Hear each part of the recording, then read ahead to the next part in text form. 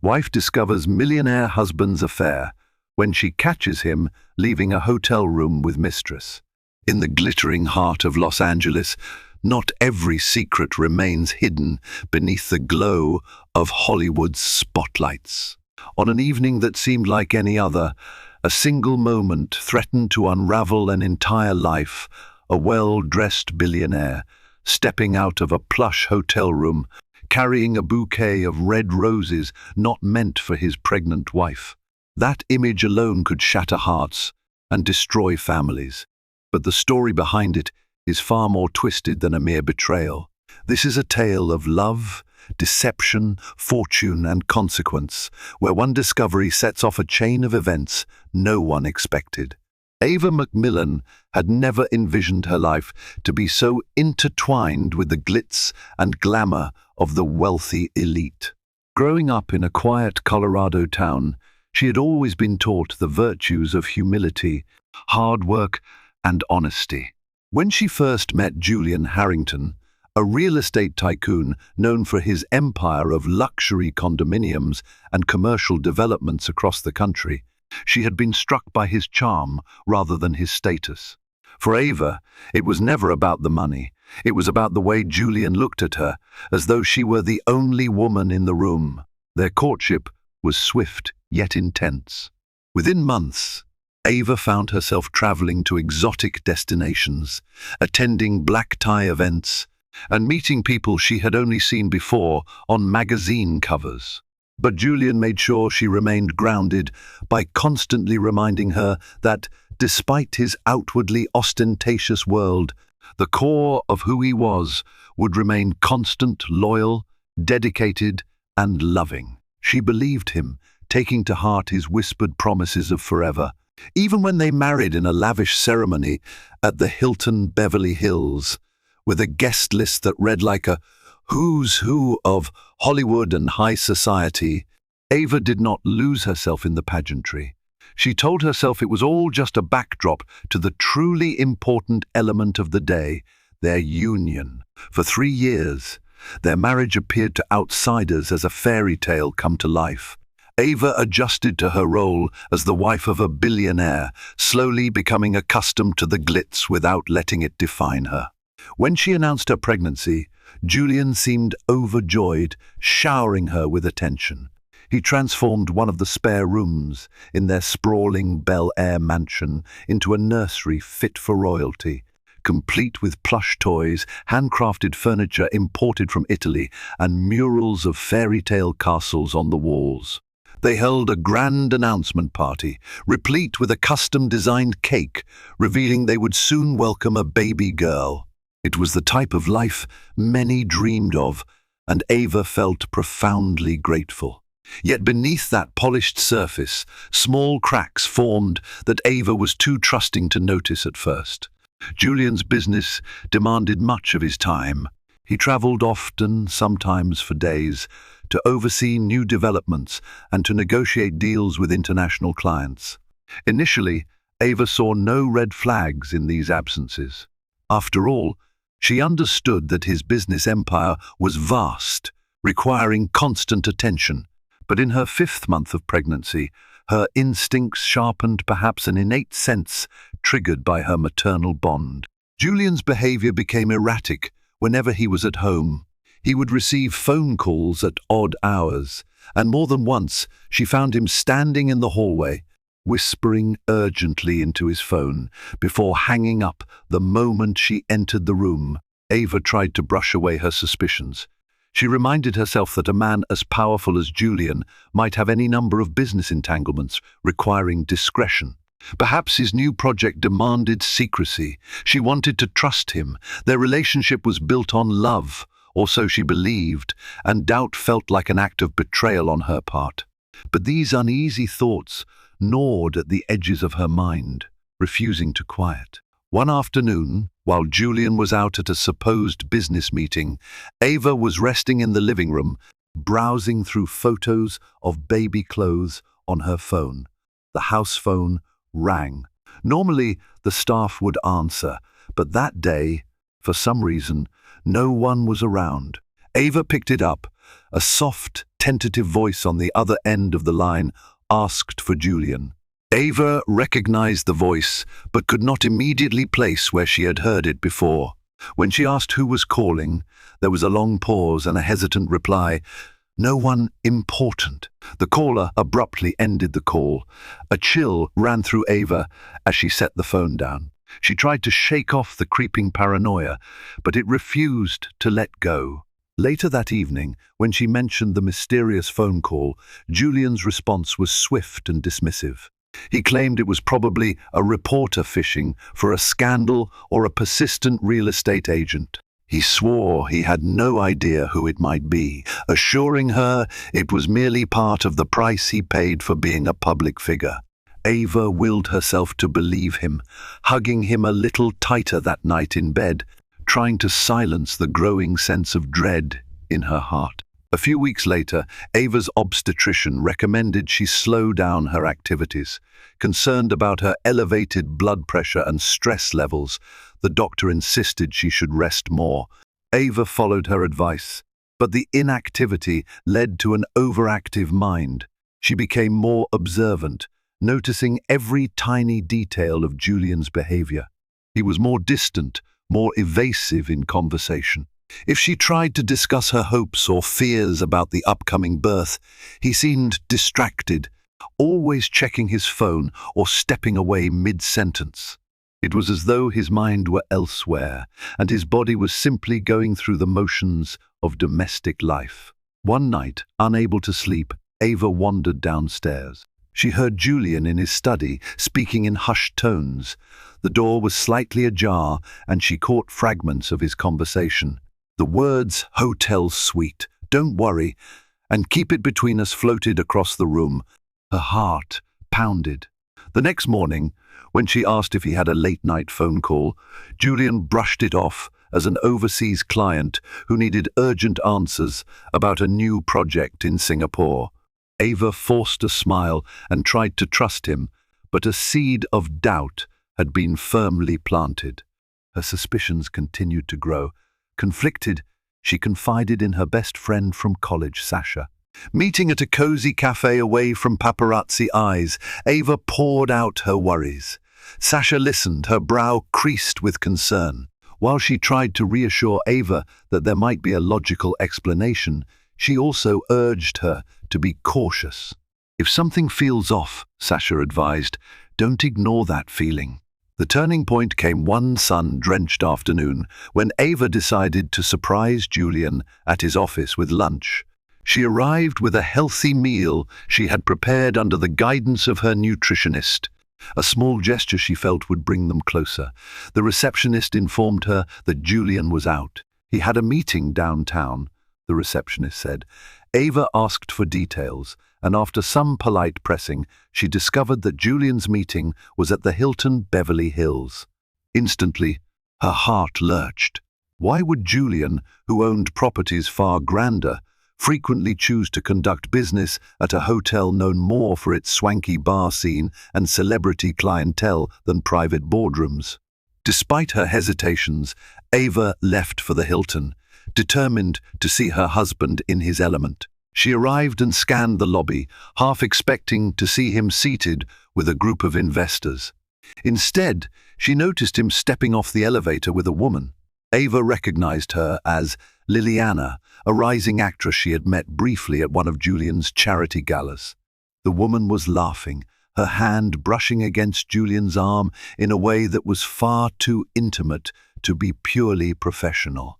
Ava's blood ran cold, but that day, Ava held herself back from confrontation. She watched from a distance as Julian and Liliana parted ways in the lobby. Liliana sauntered out the door, and Julian headed toward a lounge area, presumably to meet another contact. Shaken, Ava left before he spotted her. She felt her baby kick, a jolt of life that both comforted and pained her in the moment. It wasn't definitive proof of betrayal, but it was a strong indication that something was amiss. She returned home, tears stinging her eyes, fighting against the worst-case scenarios flooding her mind. The next few days were a blur of confusion and heartache. Ava tried talking to Julian about his day, subtly probing him about the meeting at the Hilton. He only mentioned a dry business meeting that didn't yield much. He did not mention Liliana's name. He did not mention any actress. Ava realized he was lying, or at best, withholding the truth. The anxiety gnawed at her, affecting her sleep and her appetite. Determined to protect herself and her unborn child, Ava decided to hire a private investigator, Javier Morales, a discreet professional recommended by Sasha. It felt drastic, but she needed to safeguard her peace of mind and confirm or dispel her darkest suspicions. She met with Javier in a small office in West Hollywood. The walls were lined with files and photographs that spoke of countless investigations. He assured her he would be meticulous and that she could trust his discretion. Over the next few weeks, Javier's updates were sporadic. He followed Julian's movements, captured photographs, and tracked his phone records. Ava waited, each day feeling like a century, her mind haunted by the possibilities. When Javier finally shared his findings, the evidence was irrefutable. He presented timestamps and photographs of Julian meeting Liliana at the Hilton Beverly Hills multiple times. Javier even had records indicating that Julian had booked a suite under an alias. Ava's heart sank. The husband she trusted so deeply was having an affair. The day Ava chose to confront, Julian began like any other. She rose early, dressed in a comfortable maternity outfit, and waited in the living room for Julian to finish his morning business calls. She clutched the private investigator's file in her trembling hands. When he finally joined her, she calmly placed the evidence on the coffee table between them. With tears in her eyes, she asked him to explain himself. Julian's initial reaction was denial, anger, and then a flurry of excuses. He claimed Liliana was just a contact that required privacy because of her celebrity status. But as Ava presented photographs of the two kissing outside the suite, his excuses fell apart like a sandcastle in high tide. The argument that followed was explosive. Julian yelled about how stressful his business life was, how he felt Ava no longer understood him. Ava cried, feeling an overwhelming mix of betrayal, heartbreak, and fury. She felt physically ill, her stomach twisting in knots that seemed to compress around her unborn child. And then, just as she felt she could bear no more, a wave of dizziness struck and she collapsed to the floor. Julian rushed to her side, panic flooding his eyes. He called for an ambulance. At the hospital, Ava was told she had experienced dangerously high blood pressure. The stress had taken a toll on her body, putting her baby at risk. She needed complete bed rest for the remainder of her pregnancy. Julian stood by her hospital bed, tears streaming down his face.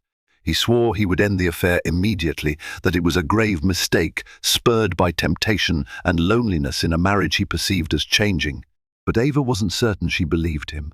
The man she thought she knew had already shattered her world with his deceptions. Upon returning home, Ava decided that no matter what Julian said, trust couldn't be rebuilt with empty promises. She requested that he move out of their bedroom temporarily while she recovered. Julian complied, albeit begrudgingly. Meanwhile, Liliana seemed to vanish from the tabloids, as though orchestrated by a team of publicists paid handsomely to keep her under the radar. Ava found no comfort in the silence. It only deepened her sense of betrayal. In the following days, Sasha became a pillar of support, visiting often, helping Ava remain calm. Yet, the scandal was too big to keep behind closed doors. Soon, paparazzi camped outside their mansion gates, hungry for any morsel of gossip. Business journals speculated on Julian's personal life and how it might affect his fortune. Liliana's fans defended her on social media, claiming she was just a friend. Others lambasted her for being a homewrecker. The negativity and rumors made Ava's fragile state even more precarious.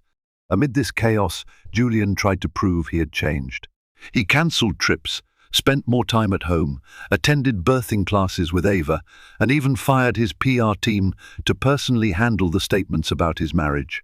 At times, he seemed genuinely remorseful, but trust was a delicate structure that had been irreparably cracked. Ava considered separation, but worried about the stress and upheaval. She was due to give birth in just a few months. Then, a twist Ava never expected arrived like a bolt of lightning. Javier, the private investigator, uncovered something astounding. While doing a background search on Liliana, he discovered she was not just an actress, but was involved with a certain group of shady financiers. Rumor had it she had systematically targeted wealthy men, influencing them into bad investments, only to vanish with the returns. If this was true, Julian might have been ensnared in something far more dangerous than a mere affair. With his empire already stretched thin by ambitious development projects, a sudden financial scam could topple everything he had worked for. Ava confronted Julian with this new revelation. She hoped it would jolt him into realizing the precariousness of his situation. Julian's face turned ashen as he admitted that Liliana had introduced him to a promising international venture which he had secretly funded. The arrangement was off the books, hidden from his regular accountants and boards, to bypass potential conflicts of interest.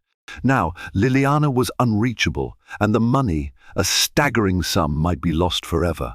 Fear flickered in Julian's eyes.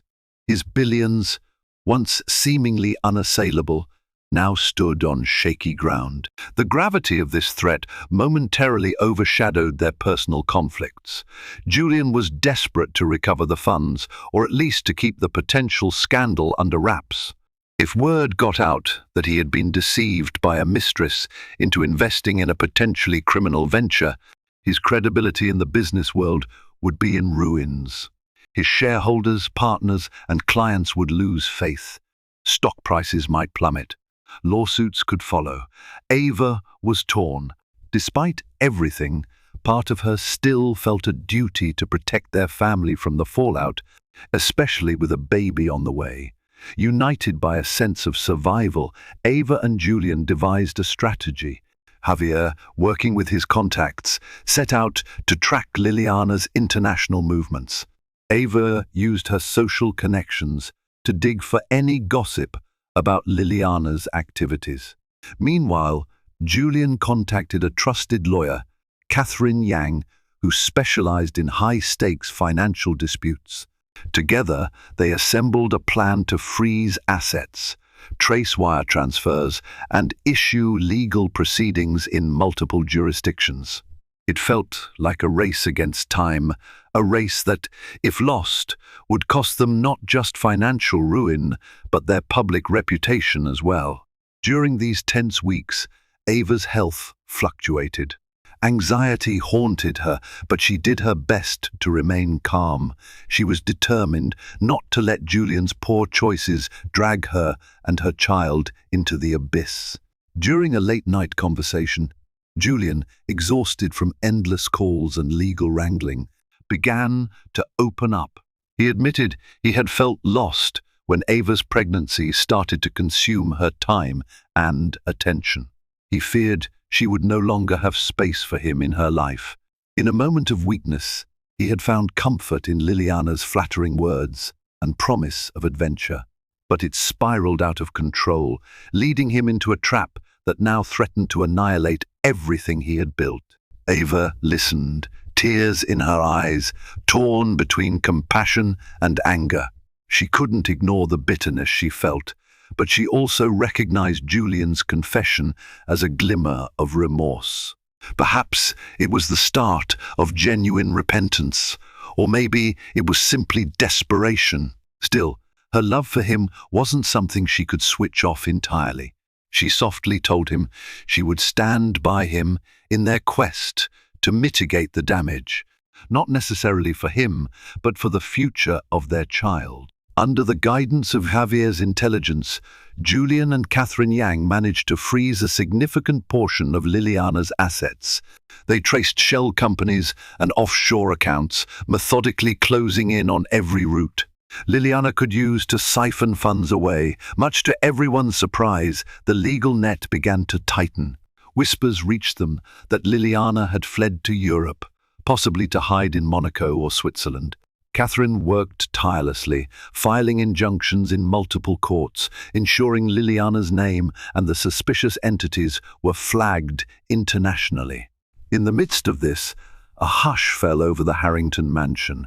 The media were still sniffing for a sensational story, but Julian's PR moves kept them at bay. Rumors circulated that the Harringtons were dealing with internal family matters, and their united front Ava, making occasional appearances by Julian's side, suggested a reconciliation or at least a truce. However, behind the gilded gates, tensions soared. Ava was counting down to her due date, physically uncomfortable and emotionally drained. Julian was frantic about his finances and the prospect of a public scandal that could irreversibly damage his empire. Then, in the final month of Ava's pregnancy, the tension reached a crescendo. Javier alerted them that Liliana had attempted to liquidate a large amount of cryptocurrency from a Swiss account. The transaction was flagged, and her access was immediately frozen. Incensed, Liliana made a desperate move. She contacted Julian directly, calling him in the middle of the night. Her tone was filled with venom and panic. She demanded he release the funds, threatening to sell her story to every tabloid in the country. She would paint him as an abusive, manipulative partner who had coerced her into the affair, tarnishing his name forever. Ava listened to the recorded conversation, her heart pounding with rage. The woman who had nearly destroyed her marriage was now threatening them, trying to salvage her own ill-gotten gains. Julian refused her demands, stating he had proof of her fraudulent activities.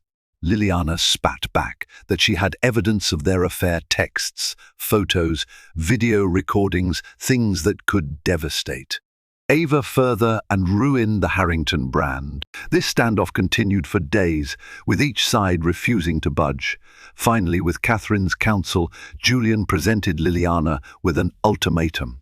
If she cooperated in returning the stolen funds, the Harringtons would settle any potential civil claims quietly. They would not press criminal charges, allowing Liliana a chance to exit with minimal legal consequences. If she refused, Julian would unleash his full legal might to ensure she faced fraud charges in multiple jurisdictions, effectively ending her career and freedom. With nowhere left to run, Liliana surrendered. Through her lawyers, she arranged to repay a substantial portion of the money. She also signed a legal document admitting her deceit, ensuring the entire scheme remained sealed unless she violated the agreement. As the final pieces of the settlement fell into place, Ava felt a weight lift from her chest. The family fortune was, for the most part, intact, and the looming threat of a massive scandal had subsided. Yet her heart was still heavy with the ache of betrayal. Julian had skirted disaster, but at what cost to their relationship? With the tension easing, Ava focused on the imminent arrival of their daughter. She no longer had the energy to dwell on Liliana or Julian's misguided choices. She was determined to bring her child into the world free from the bitterness that plagued their marriage. The day Ava went into labor was uncharacteristically calm. The sun streamed through the windows of their bedroom as she stirred, feeling the first pangs. Julian, sleeping in a guest room, heard her cry out and rushed to her side. All other thoughts vanished as they hurried to the hospital, hand in hand. A team of nurses and doctors prepped her. The labor was long, grueling and complicated, a reflection, perhaps, of the tumultuous months leading up to it. But in the end, Ava gave birth to a healthy baby girl. Tears streamed down Julian's face as he held his daughter for the first time. For a brief moment, Everything else vanished: affairs, betrayals, lost money. There was only love and a fragile newborn life. In the days that followed, as Ava recovered and cared for their baby, Julian displayed a tenderness she hadn't seen in a long time. He hovered by her bedside, feeding her ice chips, adjusting her pillows, learning to swaddle the baby with a gentleness she hadn't expected. He seemed ashamed of his actions and eager to make amends. Gradually, a fragile truce emerged. Ava allowed him to cradle the baby, watched him coo softly, and saw in his eyes a love so deep she began to wonder if there was a chance for them to rebuild. But fate, it seemed, had yet another twist in store. About a month after the baby's birth, rumors started circulating on social media. Liliana had sold a portion of her story to a European gossip site, releasing tantalizing details of an affair with a wealthy American. She stopped short of naming Julian explicitly, but included enough descriptions to make it quite clear who she was talking about. The story went viral, tabloids picked it up, and soon the Harrington name was thrust back into the public eye. Social media exploded with speculation. Some users painted Liliana as a femme fatale. Others used the scandal to tear Julian apart, calling him a billionaire narcissist who would do anything to protect his empire. In the eye of this storm, Ava reached a tipping point. She realized that even though Julian had avoided the worst of the financial downfall, the emotional destruction was still unfolding. For the sake of her mental health and the well-being of her child, she decided to step back. She told Julian she needed space, not just a separate bedroom, but a complete separation. Julian pleaded with her, but deep down he knew he had dealt a blow that might never fully heal. Ava deserved the chance to find peace, away from the chaos and the paparazzi. And so, with the help of Sasha and a few trusted staff, Ava moved into a smaller, private estate in a gated community outside the city. Julian's heartbreak was palpable, but the consequences of his infidelity were now laid bare. He still had his fortune, though it was diminished by legal fees and hush money. He still had power in the real estate world, though some investors now eyed him warily. But the love of his life, the woman who had stood by him, was gone, taking their newborn daughter with her. That realization hit him like a landslide of regret. The house felt empty without Ava's laughter and the promise of a happy family. Karma began to strike in small but definitive ways.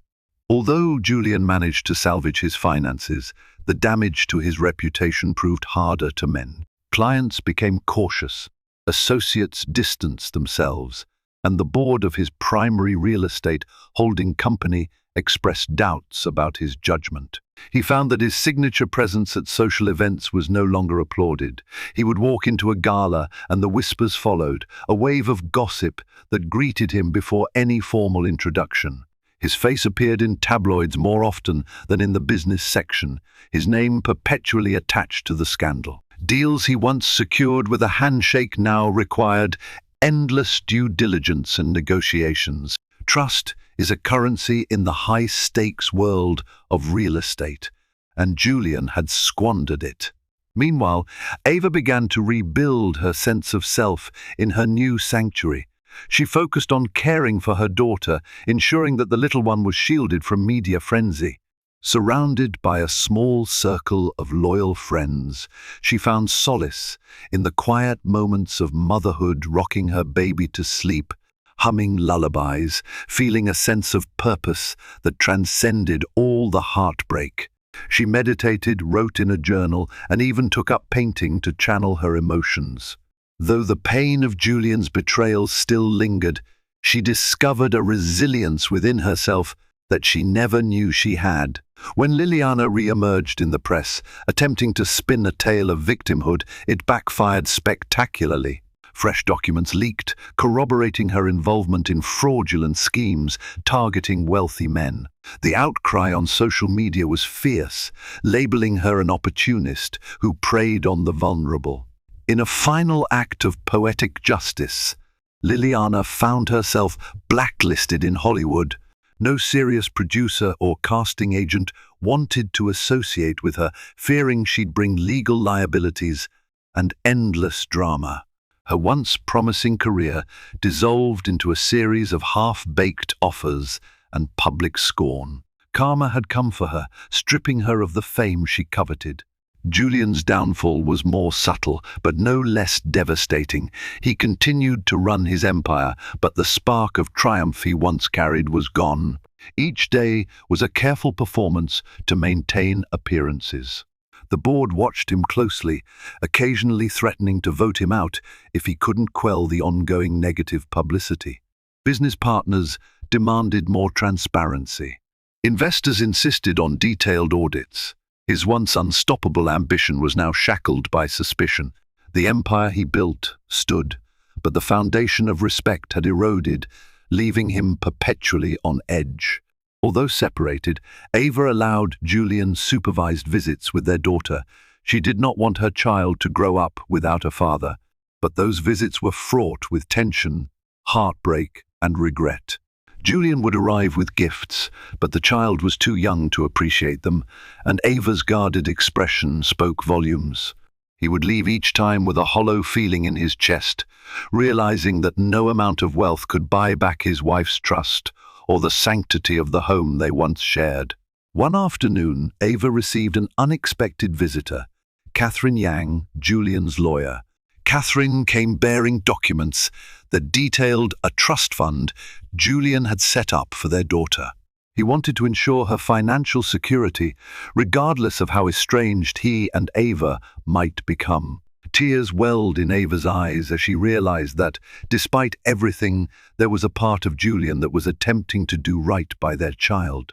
Catherine also handed her a letter, sealed in an envelope with Julian's handwriting. Ava hesitated for a moment, then opened it. Inside, Julian wrote of his remorse, his acknowledgement that his selfishness and insecurity had destroyed the happiness they had painstakingly built. He confessed he still loved her and always would, but he understood that he might never earn her forgiveness. He asked her, for the sake of their child, to keep a small line of communication open, promising he would never again breach her trust in such a catastrophic way. The letter ended with a plea for a chance to one day mend their broken family. Ava sat in silence after reading it, her daughter cooing softly in the background. She felt a surge of conflicting emotions, residual love, sorrow, anger, and a hint of compassion. But she also remembered her own strength, the betrayal she had endured, and the resilience she had discovered within herself.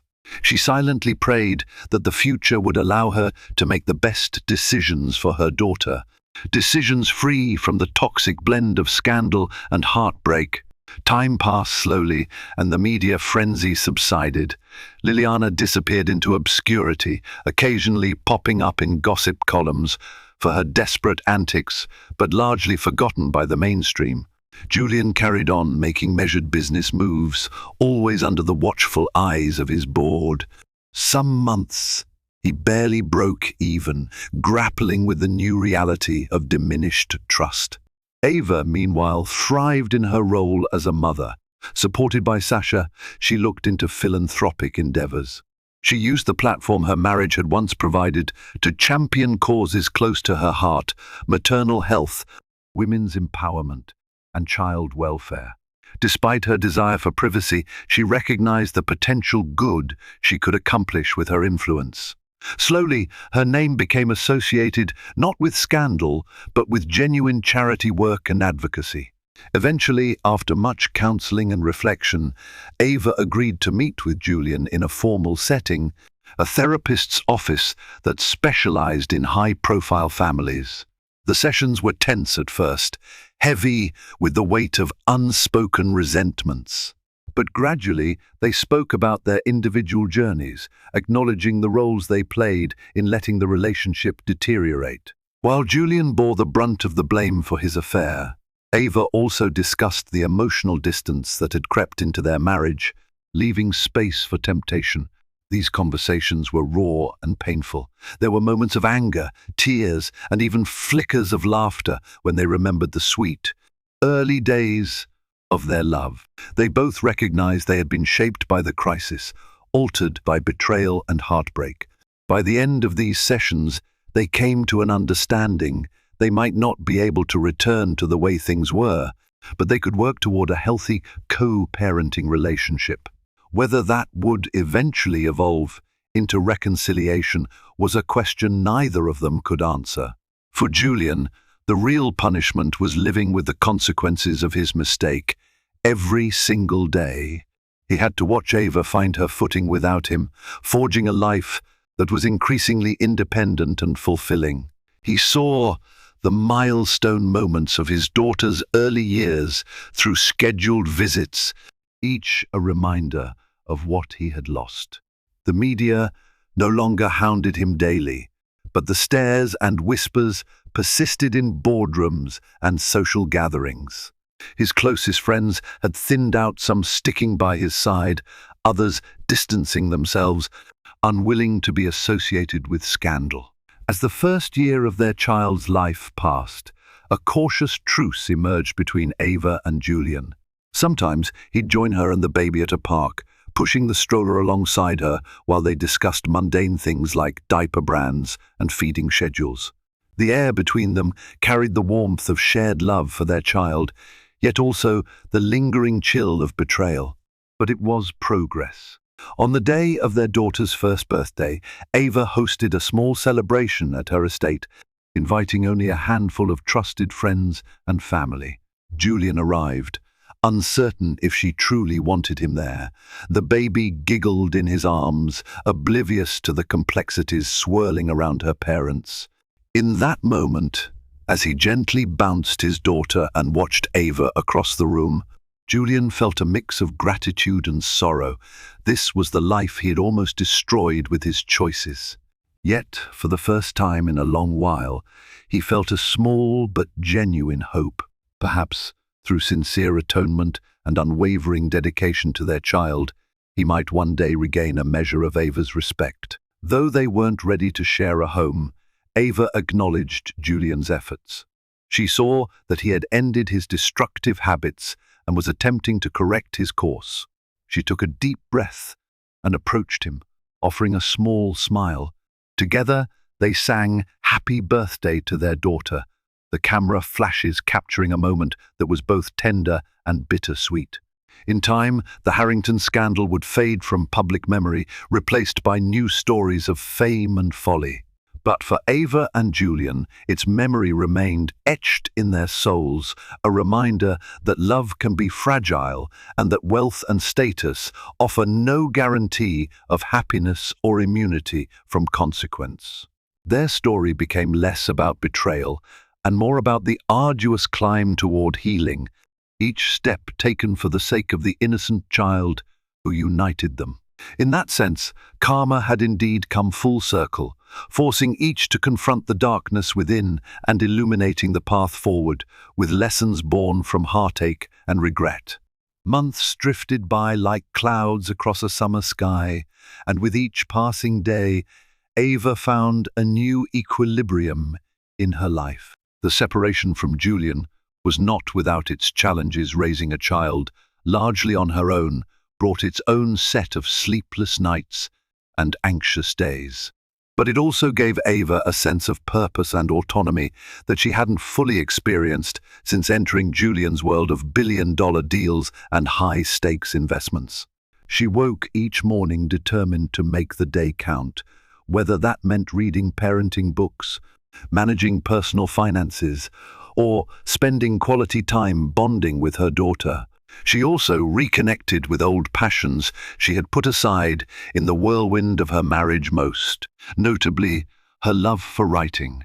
Long before she met Julian, Ava had dreamt of penning a novel that delved into human relationships and the complexities of modern society. Now, amidst the quiet of her estate study, she channeled her emotions into words.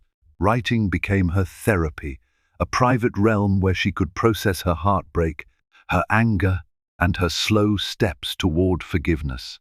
Each page she filled brought a sense of catharsis, reminding her that she was more than the wife of a billionaire and more than the victim of a scandal. Public curiosity about the Harrington saga gradually waned, replaced by new celebrity dramas and financial controversies. Nonetheless, Ava remained cautious whenever she left her gated community. A camera could appear when she least expected it. A random onlooker might recognize her at a coffee shop. Yet she found solace in the knowledge that most people had already moved on, their attention diverted elsewhere. Life, in all its chaos, never paused long enough for a single story to remain center stage. Julian, meanwhile, wrestled with the consequences of his diminished reputation. On the surface, his real estate empire persevered. He successfully launched a new condominium project in Miami, albeit with more scrutiny than he had ever faced before. Board meetings were tense affairs, full of subtle insinuations and pointed questions. While none of his partners voiced outright mistrust, the atmosphere was undeniably chillier. Every deal he proposed underwent rigorous vetting. Every handshake was guarded. Still, Julian persisted. Determined to learn from his mistakes, he delved deeper into philanthropic work. He donated to environmental causes, funded scholarships for underprivileged students, and championed urban renewal projects in neglected neighborhoods. His aim was not just to rebuild public goodwill, but also to rediscover a sense of worthiness.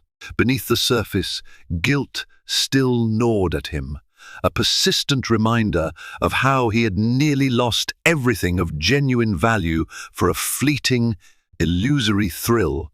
It was during one of his therapy sessions that Julian admitted a recurring fantasy: to one day walk into a small, cozy home and see Ava and their daughter playing on a living room rug scattered with toys. In this vision, the air would smell of fresh cookies, and the only noise would be laughter. The therapist encouraged him to hold on to this image, not as a way of denying his reality, but as a reminder of what he was working toward, a life defined by love, warmth, and authenticity, rather than power and spectacle. Ava's philanthropic pursuits blossomed. She organized a fundraiser for a women's shelter, leveraging her platform to draw attention to the plight of domestic abuse survivors. Journalists covering the event lauded her for turning personal tragedy into advocacy, noting that despite her estranged status from Julian, she carried herself with grace and composure. The fundraiser raised a considerable sum, enough to expand the shelter's capacity and provide legal services for abused women. Ava felt a renewed sense of purpose that transcended her private pain. During the event, she encountered individuals who recognized her name and approached with curiosity or sympathy. Some offered supportive words, while others simply wanted a glimpse into the drama that had unfolded.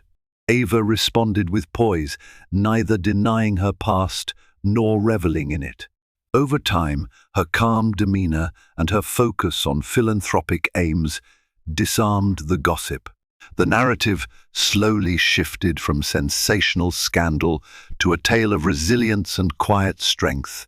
Late one afternoon, about 18 months after the birth of her daughter, Ava received a call from Julian's personal assistant. Julian had fallen ill. Exhaustion and stress had led to a severe case of pneumonia, and he had been admitted to a private hospital in Los Angeles. For a brief moment, Ava's heart sank. Despite their separation, she could not forget that Julian was the father of her child and, once, the man she had chosen above all others. She gathered her daughter and made her way to the hospital. When she arrived, Julian was weak, his complexion pale and his gaze unfocused. Wires and tubes attached him to beeping monitors, and the potent smell of antiseptic filled the room. Ava felt a surge of compassion. Whatever his faults, this was still the man she had loved. She found a seat by his bedside, holding her daughter on her lap. The child looked at her father with innocent curiosity, reaching out a tiny hand as though sensing something amiss. Julian stirred, opening his eyes to see Ava and their daughter. Tears welled in his eyes, whether from fever or emotion he wasn't sure. He tried to speak but managed only a hoarse whisper. Ava leaned closer, comforting him, her voice soft yet firm. In that vulnerable moment, they connected in a way they hadn't since before the affair. The barriers of anger and guilt seemed to dissolve, replaced by genuine concern. For the next few days, Ava visited regularly, coordinating with the nurses, ensuring that Julian received the best care possible. While Julian recovered, Ava found herself reflecting on the fragility of life. She had once seen him as an invincible force, a man who controlled empires and toyed with fortunes. Yet here he lay, dependent on the fourth drips and oxygen tubes, like any ordinary person.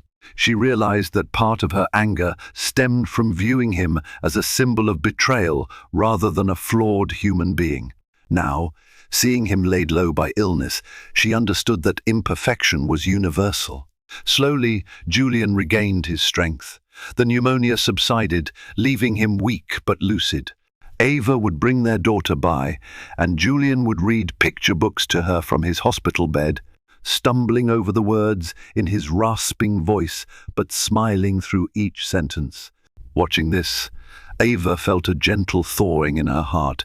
She didn't know if she could forgive him fully, but she did not want to carry the weight of perpetual resentment. For her own peace of mind and for her daughter's future, she yearned to release the bitterness. A few weeks later, Julian was discharged. Ava offered to drive him home. His personal driver had been delayed. The ride was quiet at first, broken only by the contented cooing of their daughter in the back seat. Eventually, Julian spoke. "Thank you," he whispered, his voice still shaky. "Not just for coming to the hospital, but for everything. You could have shut me out completely." Ava kept her eyes on the road. "I did what I believed was right," she replied calmly. "We share a child. Hating each other forever wouldn't help her." He nodded, understanding that while her words weren't exactly a declaration of forgiveness, they were a step toward a more amicable future. When they reached his mansion, he paused before getting out. "I know I have a long way to go," he said, "but if there's anything I can do, anything to help, please let me know." Ava gave him a small nod and drove away, feeling conflicted yet oddly at peace. She realized that in caring for him during his illness, she had crossed a threshold of healing in herself. By tending to someone who had caused her such anguish, she had proven to herself that she was not defined by bitterness. In the months that followed, their co-parenting relationship improved noticeably. Julian, freshly reminded of his mortality and motivated by his brush with death, worked hard to be present in their daughter's life. He restructured his business responsibilities, delegating more tasks to his executive team, allowing himself time to truly be a father. He attended toddler music classes, read bedtime stories over video calls when he couldn't be there in person, and made sure to consult Ava about every significant decision in their daughter's upbringing. Ava appreciated the change. Though she remained cautious, she couldn't deny that Julian's actions were markedly different from before. He appeared to have left behind the reckless arrogance that once fueled his decisions, replacing it with humility and a newfound appreciation for genuine connection. The tabloids, starved for fresh conflict, eventually moved on. Their marriage still hung in limbo, neither reconciled nor irreparably severed, but the flames of scandal had long cooled. All that remained was the day-to-day work of rebuilding or redefining their family dynamic. At times, Ava would catch herself smiling while recalling the early days of their love, how effortlessly they had laughed, how seamlessly they had fit together. She cherished those memories, but no longer clung to them as evidence of some destined fate. Instead, she let them remind her that despite everything, love had once existed between them. Whether that love could be rekindled, reshaped, or left in the past was something only time and effort would reveal. And so, life continued. Ava wrote late into the night, drawing upon her experiences to craft stories of heartbreak, resilience, and redemption. Julian poured his energy into ethical business ventures, hoping to leave a positive legacy. Their daughter grew, learning her first words, taking her first steps, laughing with innocent glee at the wonders of a world untainted by adult complexities. In this quieter phase, the echoes of drama still resonated, but they did not define the present. The pain that had once been their constant companion now served as a cautionary tale, a reminder of the consequences that unfold when trust is broken and vows are cast aside. Yet it also spoke of the remarkable capacity humans have to grow, adapt, and find beauty in the wreckage. Where the story would go next was uncertain, but both Ava and Julian were committed to writing the following chapters with honesty, compassion, and a deeper understanding of what truly mattered. Sometimes the greatest lessons come wrapped in heartbreak and regret, forcing us to rebuild our lives from the ashes of broken promises. If you've been moved by Ava and Julian's tumultuous journey, by their struggles, their revelations, and the fierce love they hold for their child, take a moment to reflect on the power of resilience in your own life. A single choice can spark chaos, but forgiveness and growth can temper the flames, leading us toward the kind of strength we never knew we possessed. Leave your thoughts in the comments and share this story with someone who needs a reminder that even after the most devastating betrayals, new beginnings are possible. Don't forget to hit that like button and subscribe to the channel for more stories that blend raw emotion with the hope of redemption. After all, we're all just searching for a little bit of light in the dark.